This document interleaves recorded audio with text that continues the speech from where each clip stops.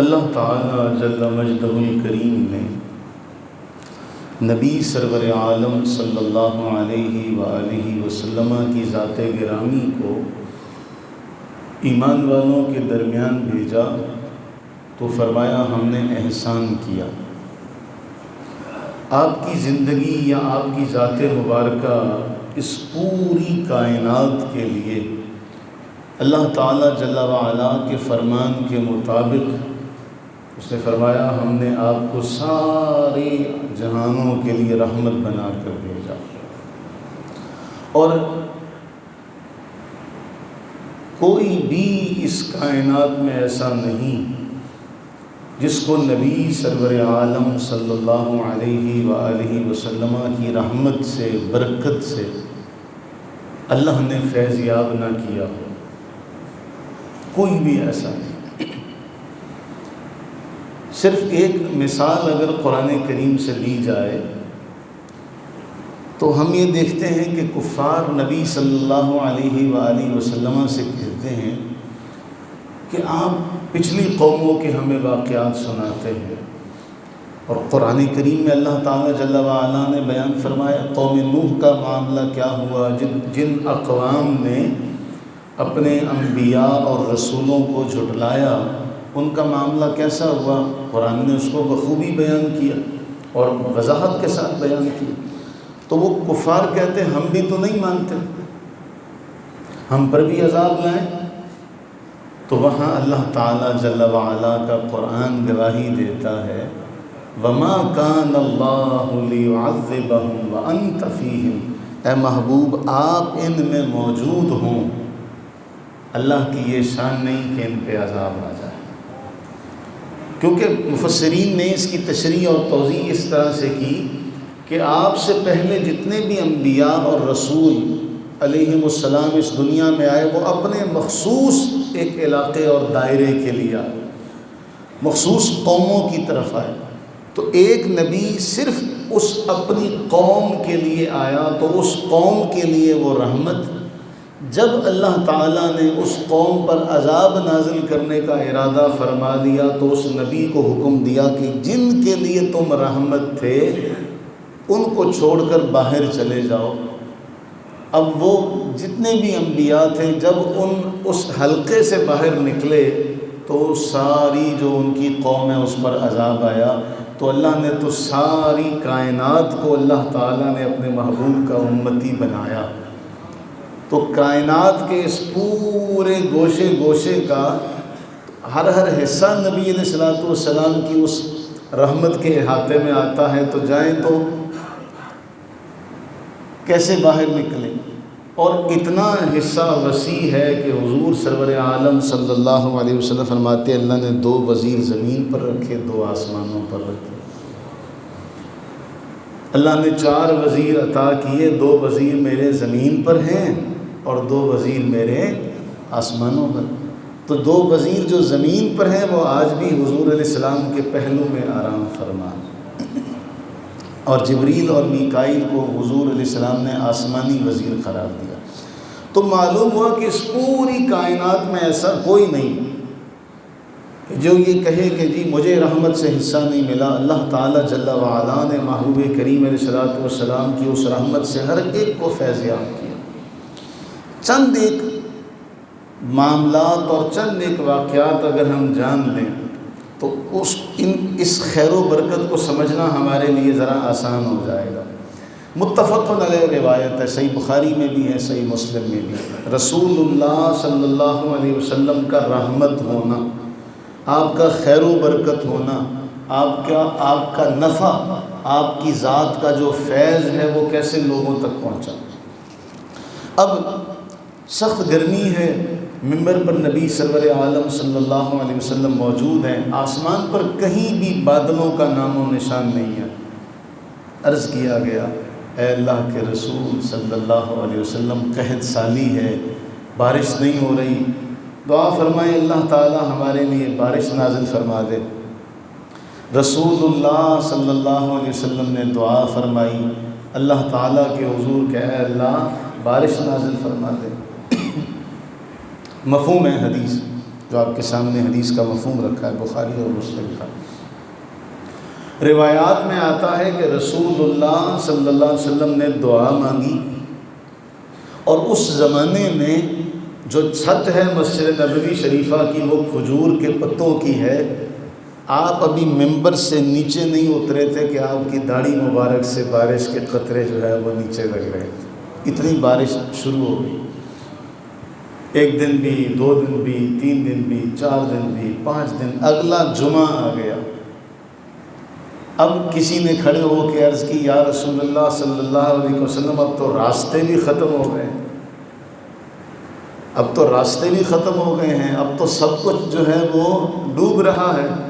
اب رسول اللہ صلی اللہ علیہ وسلم نے دعا مانگی، اے اللہ ہمارے اردا گرد برسا، ہم پر نہ برسا، اللہم حوالینا ولا علینا، اے اللہ ہمارے اردا گرد برسا، ہم پر نہ برسا۔ اور حدیث کا مفہوم یہ آتا ہے کہ رسول اللہ صلی اللہ علیہ وآلہ وسلم نے اپنی انگلی مبارکہ سے اشارہ فرمایا، اب جہاں جہاں آپ کی انگلی مبارکہ کا اشارہ گیا بادل چھٹتے چلے گئے، اور وہاں سے سورج جو ہے وہ نظر آنا شروع ہو گیا۔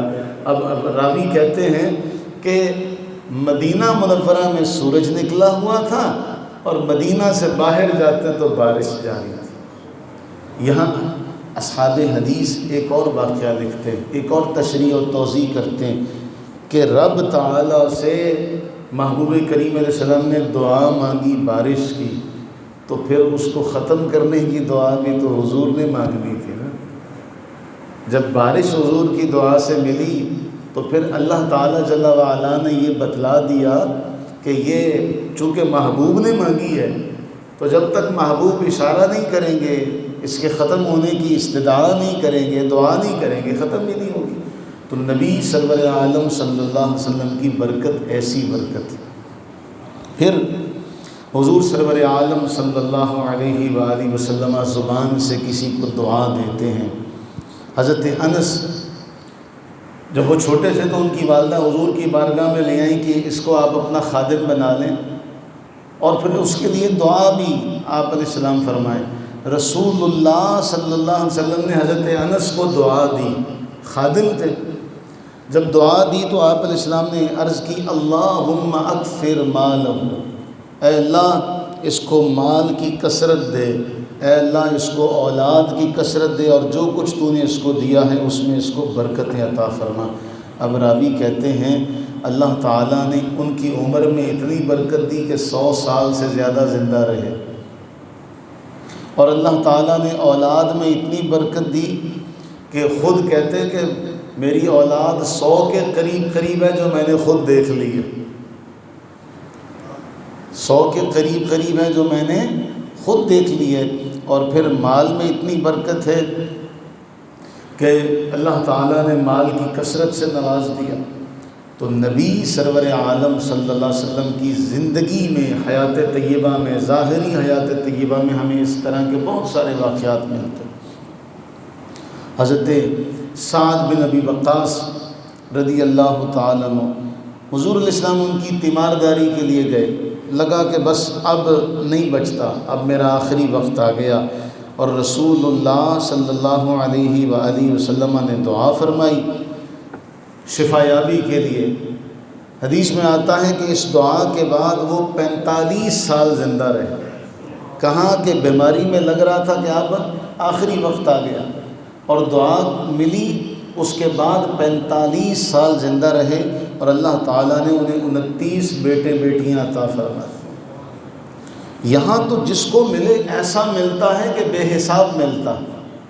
صحیح مسلم میں آتا ہے کہ کوئی مانگنے والا آیا، اور اس مانگنے والے نے آ کے سوال کیا تو رسول اللہ صلی اللہ علیہ وآلہ وسلم نے 2 پہاڑوں کے درمیان جو جگہ ہوتی ہے وہ ساری بکریاں تھی، فرمایا یہ ساری بکریاں تجھے دی۔ وہ جا کے اپنی قوم سے کہتا ہے قوم والو اسلام قبول کر لو، اس لیے کہ وہ جس کو دیتے ہیں اتنا دیتے ہیں اس کو کبھی فقر کا ڈر ہی نہیں رہتا۔ آپ کی خیر و برکت کا، آپ کے نوازنے کا معاملہ یہ ہے کہ رسول اللہ صلی اللہ علیہ وسلم اپنے خادم سے پوچھتے ہیں جو وضو کے لیے پانی رکھتے تھے آپ فرماتے ہیں کہ اے ربیہ مانگو، کیا مانگتے ہو؟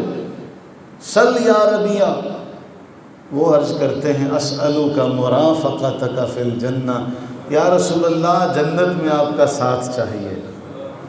کوئی سوچ سکتا ہے کہ حضرت ربیہ نے کیا خوب مانگا؟ تجھ سے تجھی کو مانگ کر اچھا رہا منگتا تیرا، کیا خوب مانگا ربیہ نے کہ جنت بھی اور آپ کا ساتھ بھی۔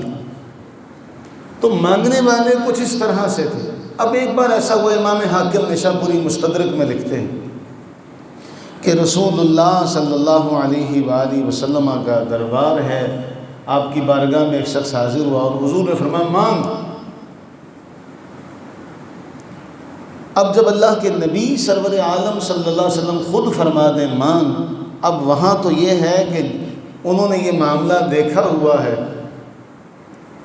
انہوں نے یہ معاملہ دیکھا ہوا ہے کہ حضور کی بارگاہ میں جب کوئی آتا ہے تو ایسے ایسے سوال کرتا ہے کہ جو عقل تسلیم نہیں کرتی۔ تو ان کے ذہن میں بھی یہی تھا کہ یہ اب دیہاتی پتہ نہیں کیا مانگے گا، لیکن جب مانگنے پر آیا تو اس نے کہا جی مجھے سواری کے لیے آپ جانور دے دیں، میں نے سواری پر میں نے جانا ہے تو مجھے اونٹ دے دیں یا اونٹنی دے دیں سواری کے لیے۔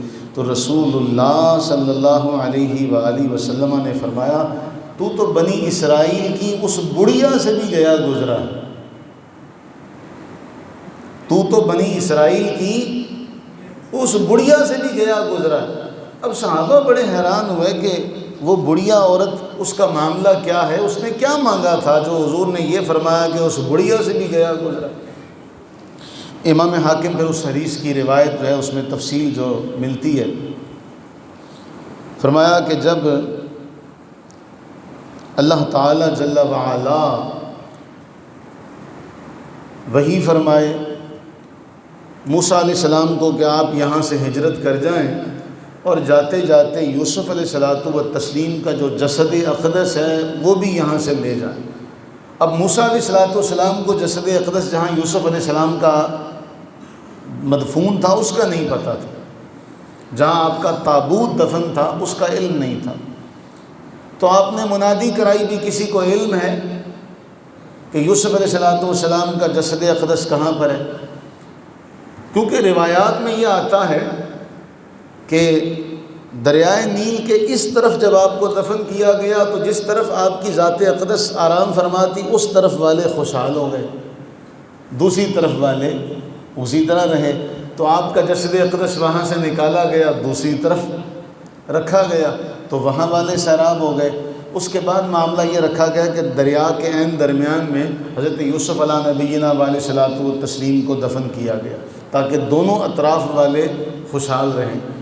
اور موسیٰ علیہ الصلوۃ والسلام جب ہجرت کرنے لگے تو آپ کو اللہ تعالیٰ جل وعلا نے حکم دیا کہ وہ بھی اپنے ساتھ یہاں سے لے جائیں۔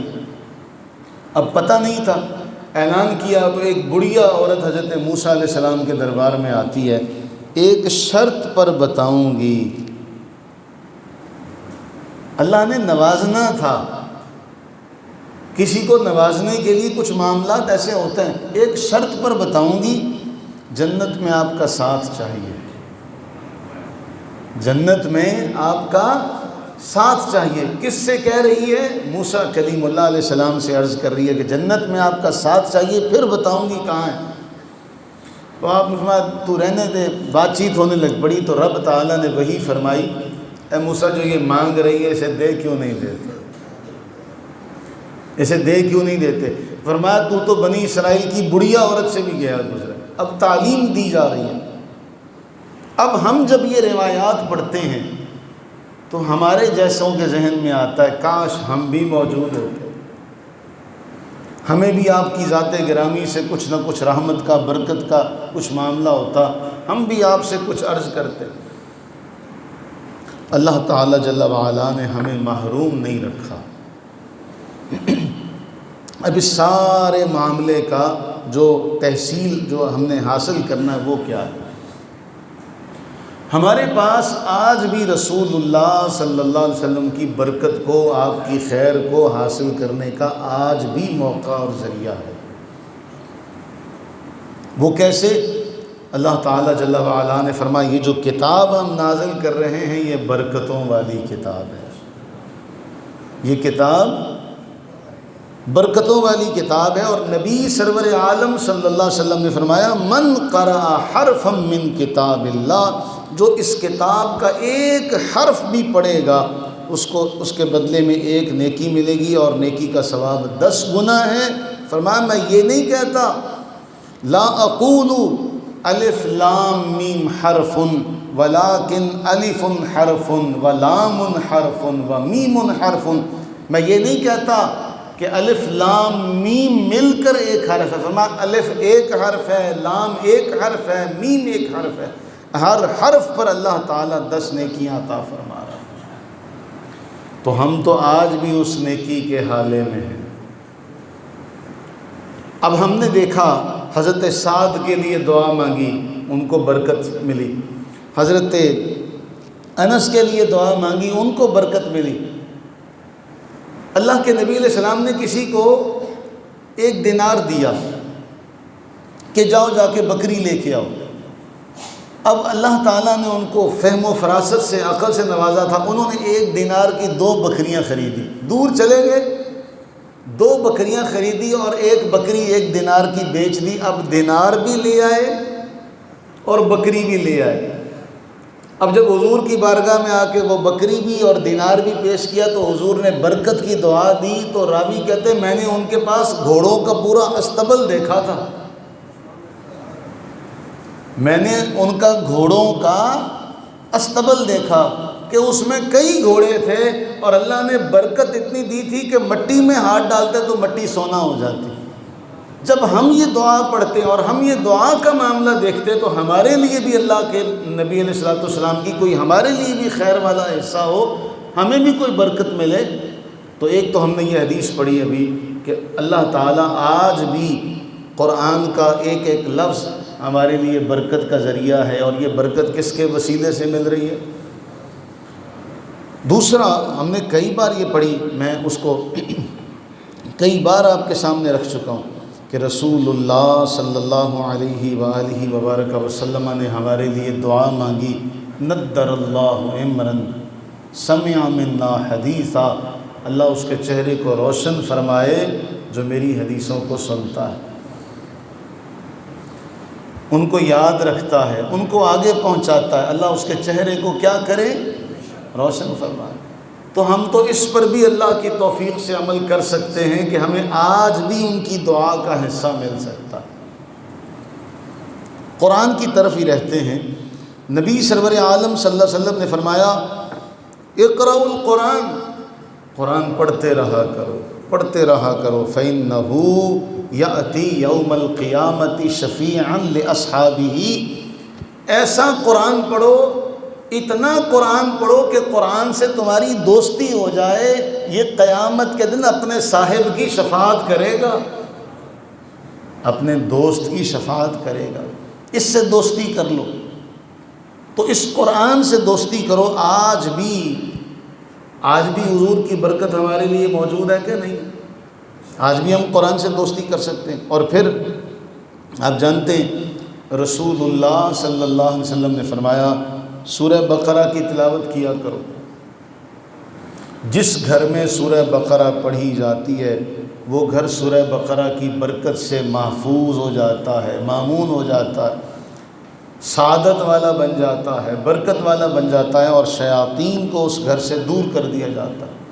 فرمایا ان الشیطان ینفر من البیت الذی تقرأ فیہ سورۃ البقرہ، بلا شبہ شیطان اس گھر سے بھاگ جاتا ہے جس میں سورہ بقرہ کی تلاوت کی جائے، جس میں سورہ بقرہ کی۔ تو ہم تو آج بھی حضور کی برکت سے فیض یاب ہو سکتے ہیں، یعنی وہ برکت کا سلسلہ رکا نہیں۔ اہل حدیثوں کے ایک بہت بڑے بزرگ گزرے، جب اپنے گھر کی بات آتی ہے تو پھر معاملہ کچھ اور ہوتا ہے۔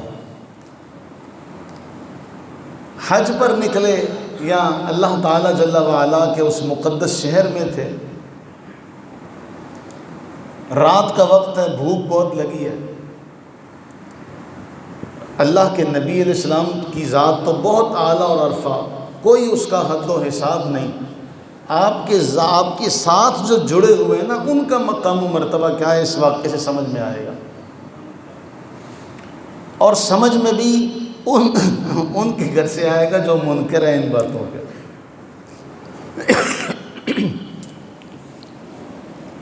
تو وہ اہل حدیثوں کے بزرگ لکھتے ہیں کہ بھوک لگی، اب کہیں کچھ کھانے پینے کا سامان نہیں ہے۔ ام المومنین سیدہ میمونہ رضی اللہ تعالی عنہا کے مزار پر چلے گئے اور جا کے کہنے لگے، اماں جان آپ کے بیٹے آئے ہیں تو مہمان نوازی فرمائے۔ اہے بریلوی قبر آڑیاں کوڑوں مانگ دے یا، یہ بریلوی قبر والوں سے مانگتے ہیں، تو آپ ذرا خود ہی اپنی اداؤں پہ غور کریں، ہم کچھ کہیں گے تو شکایت ہوگی۔ اماں جان بیٹے آئے ہیں، کچھ عطا ہو تو وہ خود لکھتے ہیں کہ ہم وہاں پر تھوڑی دیر بیٹھے تو کہیں سے ایک پورا تھال آیا بے موسم پھلوں کا، اور ہم نے جب وہ سارا کھا لیا تو انہوں نے وہاں پر وہ قصیدہ لکھا، اور اس قصیدے کے الفاظ یہ ہیں، ایک طرف وہ سیدہ مریم ہیں جن کی زندگی میں بے موسم پھل آتے تھے، صرف ان کی ذات تک تھے، ان پھلوں سے کسی اور کو حصہ نہیں ملا، اور یہ رسول اللہ صلی اللہ علیہ وسلم کی زوجہ ہیں، مومنوں کی ماں ہیں، آج بھی اپنی اولاد کو نوازتی ہیں۔ تو بھائی ہم تو کہتے ہیں جس کے حضور ہو گئے اس کا زمانہ ہو گیا۔ اللہ کے نبی سرور عالم صلی اللہ علیہ وآلہ وسلم کے ساتھ جس کا تعلق ہو گیا، اللہ نے اس کو بھی نوازا، اور اتنا نوازا کہ پھر وہ دنیا والوں کے لیے خیر و برکت کا مرکز اور منبع بن گیا۔ تو معلوم یہ ہوا کہ اگر ہم قرآن سے آج بھی تعلق قائم کریں تو حضور کی برکت تو آج بھی ہمیں مل رہی ہے۔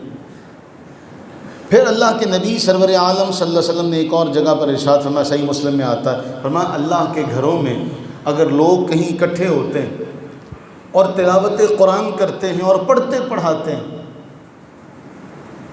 بعض اوقات تو پنجابی میں ایک محاورہ نا کہ ستے پے نوں کھیر لب گئی، ہم تو اللہ تعالیٰ کا شکر نہیں ادا کر سکتے کہ یہاں ہماری مسجد میں صبح و شام اللہ کے قرآن کی تعلیم اور تعلم کا سلسلہ جاری رہتا ہے۔ صبح فجر کے بعد سے شروع ہوتا ہے اور عشاء تک یہ تسلسل کے ساتھ جاری رہتا۔ فرمایا جہاں اللہ کے گھروں میں، اب یہ نہیں ہے کہ عام گھروں کی بات ہو رہی ہے، مساجد کا ذکر ہوا، فرمایا اللہ کے گھروں میں سے کسی گھر میں لوگوں کا کوئی گروہ اکٹھا ہوتا ہے اور قرآن سیکھتا سکھاتا ہے، اللہ ان پر اطمینان سکون نازل فرماتا ہے، اللہ کی رحمت ان کو ڈھانپ لیتی ہے، فرشتے ان کو اپنے احاطے میں لے لیتے ہیں، اللہ تعالیٰ اپنے پاس جو مقرب فرشتے ہیں ان میں اللہ تعالیٰ ان کا ذکر فرماتا ہے۔ بھئی جس کا ذکر اللہ تعالیٰ کی مجلس میں ہو، جس کا ذکر اللہ تعالیٰ جل وعلا کی مجلس میں ہو، اس سے بڑا کوئی برکت والا کوئی بندہ ہو سکتا ہے؟ تو بھئی جن کے بچے تعلیم حاصل کرتے ہیں تو ان کے اماں ابا کا بھی تو ذکر ہوتا ہے نا، ان کے والدین کا بھی تو ذکر ہوتا ہے نا، اور کس کی مجلس میں؟ وہ کسی نے کہا مجھ سے میرا ذکر اچھا کہ تیری محفل میں ہے، تو وہ کتنا خوش نصیب ہے، اللہ تعالیٰ جل وعلا کی مجلس ہے اور مقرب ملائکہ بیٹھے ہیں اور اس مجلس میں اس کا ذکر ہو رہا ہے، اس سے بھی بڑا خوش قسمت کوئی ہو سکتا ہے؟ معلوم ہوا کہ رسول اللہ صلی اللہ علیہ وسلم کی ذات گرامی کی برکت آج بھی ہے، لیکن اس کے لیے کچھ محنت کرنی پڑے گی۔ ازراہ لطفی، اب نبی سرور عالم صلی اللہ علیہ وسلم کی حدیث ہم نے ابھی پڑھی صحیح مسلم کے حوالے سے کہ رسول اللہ صلی اللہ علیہ وسلم نے فرمایا، اب قرآن فرما رہا ہے کہ ہم نے قرآن کو شفا بنا کے نازل کیا، وَنُنَزِّلُ مِنَ الْقُرْآنِ مَا هُوَ شِفَاءٌ وَرَحْمَةٌ لِّلْمُؤْمِنِينَ، یہ ایمان والوں کے لیے رحمت بھی ہے، شفا بھی ہے۔ اسی لیے حضور علیہ السلام نے فرمایا کہ جہاں سورہ بقرہ پڑھی جائے شیطان وہاں سے فرار ہو جاتا۔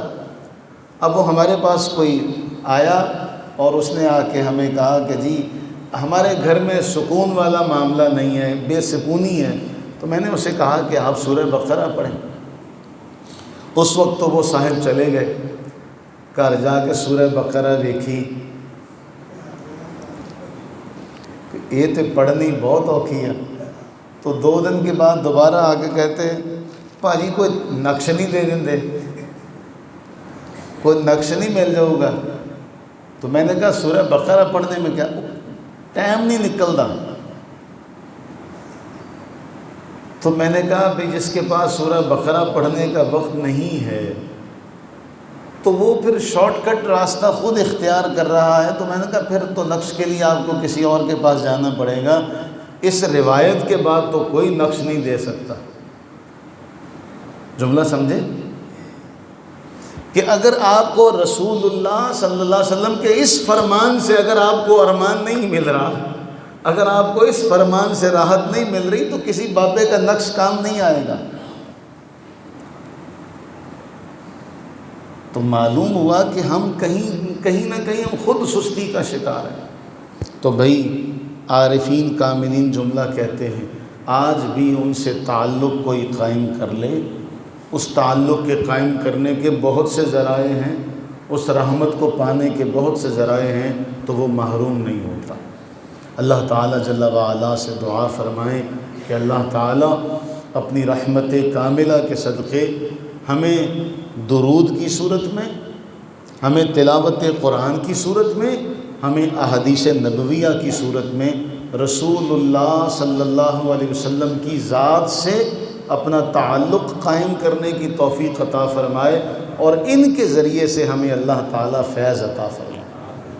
یہ تینوں ذرائع ہیں نا جن کو ہم حاصل کر سکتے ہیں۔ ذرائع اور بھی بہت سے، لیکن 3 اس لیے ذکر کیے کہ تینوں پر عمل ہم کر سکتے ہیں، اور الحمدللہ ہو رہا ہے۔ درود پاک پڑھنا بڑا آسان ہے، کوئی مشکل کام نہیں ہے۔ تلاوت قرآن الحمدللہ اللہ تعالیٰ جل وعلا کا کروڑا احسان ہے ہمارے ہاں، وہ بھی جاری ہے۔ احادیث نبویہ اللہ کا کتنا فضل، کتنا فضل، کتنا فضل، اتنا فضل کہ ہمارا ایک ایک بال زبان بن جائے ہم اس کا شکر نہیں ادا کر سکتے۔ اللہ تعالیٰ ہمیں اس شکر کا جو فیض ہے وہ نصیب